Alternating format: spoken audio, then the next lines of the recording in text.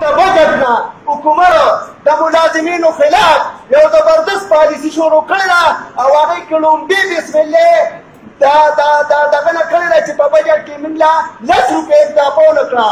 ملګرو سینیر ملګري ناست دي او جونیر ملګري ناست دي او فرېش چې ینګ جنریشن ینګ هلکان کوم پاتې شوي دي هم ناست یې.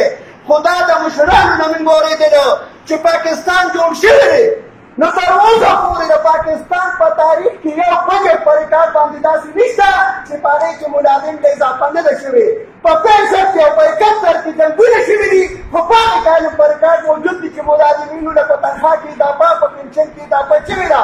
واخر دا کالو چې دې عمران خان اضافه ونه کړه نو د دې عمران خان خلاف موږ بسم الله کړې ده. تاسو ټول به انشاءالله په اتفاق او اتحاد پاسې کړه. ملګرو موږ به صرف ټوټو کې د جنسورونه به هم ناست دي د پرېس ولاړونه به هم ناست دي. موږ هغوی ته لیکو چې ورسره یې ولیکئ. نن په ټول ملک کې الحمدلله احتجاج دی په هغې کې چارسده کې هم احتجاج دی. موږ به اوس انشاءالله د دې نه پس چوک ته وځو او په چوک کې به د دې حکومت خلاف باقاعده احتجاجي مداخله کوو. وروره د جنسورونو ته کولو وایو چې نن ورته کولو ولیکئ چې انشاءالله ملازمین راپاڅېدلو او اوس په هله په ارام کښېني چې تا نه د خپل حق تپوس وکړي. ټیک ده که نه؟ ملګرو عمران خان ځان له تاسو ټولو به د هغه تقریر اورېدلي چې وایي زما په 2 لکه روپۍ تنخواه ګزاره نه کېږي. ځان له یې تنخواه نه هلاکه کړه.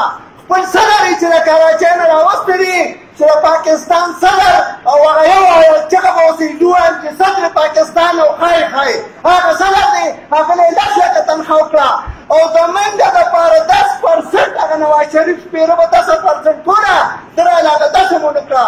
نو موږ له یې په تنخواه کې اضافه ونه کړه.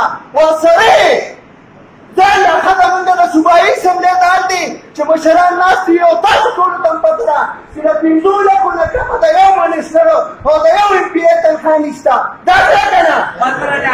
ها نو ملګرو موږ دا وروڼو ترونه 1400 ته ورسېده د 800 نه نو موږ وروره مهنګایي راله واپس ومراله په 800 کا تنخواه کې اړو اضافه غواړو نه. خپله تنخواه چې کوم دی واپس 2 لکه کا موږ اړو اضافه غواړو نه او که ځان نه زیاتې نو موږ له به ستا په پلار هم زیاتوي.